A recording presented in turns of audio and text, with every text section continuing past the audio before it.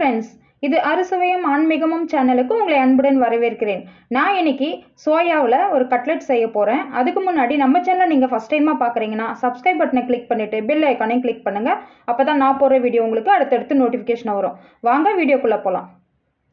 ஒரு பாத்திரத்தில் நல்லா கொதிக்கிற தண்ணி வச்சுட்டு அதில் இந்த சோயா சங்க்ஸை 2 கப்பு போட்டு ஊற வச்சுக்கலாம். இது நல்லா அழுத்தி விட்டுக்கோங்க. அழுத்தி விட்ட பிறகு எடுத்து ஒரு ஓரமாக வச்சிடலாம். ஏன்னா இது நல்லா ஊறணும். இப்போ நம்ம மிக்ஸி ஜாரில் பச்சை மிளகாய் ஒரு 5 சேர்த்துக்கலாம். பூண்டு பல் ஒரு 10 சேர்த்துக்கலாம்.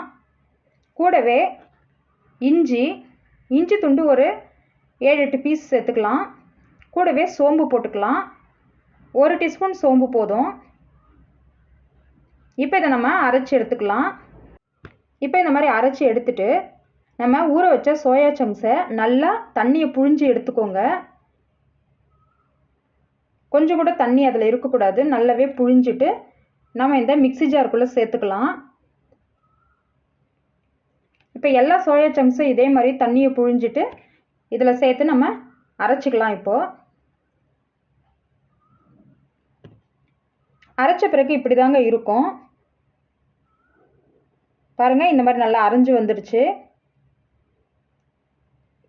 இப்போ இதை தனியாக எடுத்து வச்சுக்கலாம். இப்போ நான் ஒரு பவுலில் உருளைக்கிழங்கு எடுத்திருக்கேன். 2 உருளைக்கிழங்கை வேக வச்சு நல்லா தோலெல்லாம் எடுத்துட்டு நல்லா மசிச்சு ஒரு பவுலில் வச்சுருக்கேன்.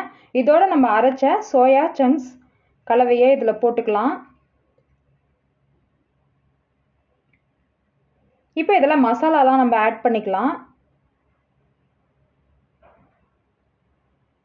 மஞ்சத்தூள் எடுத்துக்கலாம். மஞ்சத்தூள் 1/2 டீஸ்பூன், மிளகாய்த்தூள் 1 teaspoon, coriander powder 1 teaspoon, garam masala 1 teaspoon, வறுத்தரைச்ச சீரகம் ஒரு 1/2 டீஸ்பூன்லேருந்து 1 டீஸ்பூன் போட்டுக்கலாம். கூடவே தேவையான அளவுக்கு உப்பு போட்டுக்கலாம். பொடியாக நறுக்கின வெங்காயம் ஒரு 2 வெங்காயத்தை நல்லா பொடியாக நறுக்கி போட்டுக்கோங்க. இப்போ இது கூடவே நம்ம பைண்ட் ஆகிறதுக்கு அரிசி மாவு எடுத்துக்கலாம்.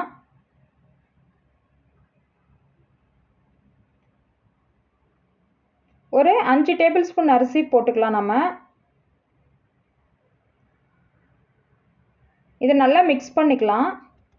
நல்லா மிக்ஸ் பண்ணிவிட்டு வடை மாவு பதத்தில் இருக்குது பாருங்கள்.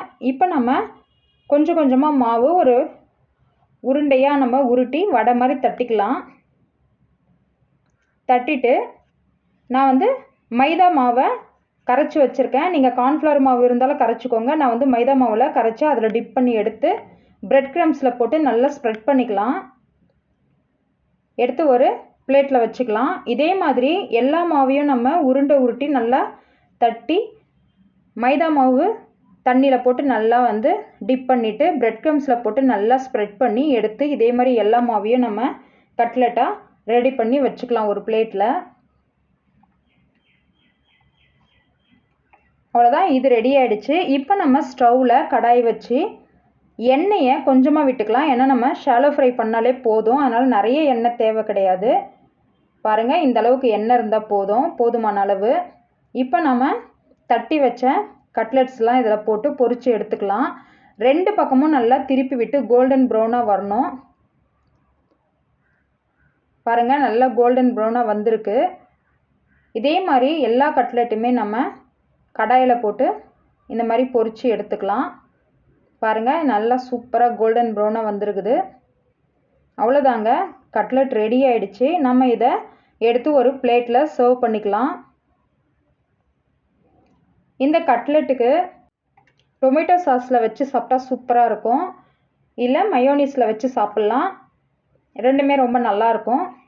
அவ்வளோதாங்க, சோயா சங்க்ஸ் கட்லெட் சூப்பராகவே ரெடி ஆகிடுச்சு. எனக்கு ரொம்ப நல்லாவே வந்திருக்கு. நீங்களும் இதே மாதிரி ட்ரை பண்ணுங்கள். ட்ரை பண்ணி பார்த்துட்டு எப்படி இருந்ததுன்னு கமெண்ட்ஸில் சொல்லுங்கள். பிடிச்சிருந்தா லைக் பண்ணுங்கள், ஷேர் பண்ணுங்கள், சப்ஸ்கிரைப் பண்ணுங்கள், பெல் ஐக்கானையும் கிளிக் பண்ணுங்கள். நான் உங்களை அடுத்த ஒரு சூப்பரான ரெசிபியோடு சந்திக்கிறேன். நன்றி, வணக்கம்.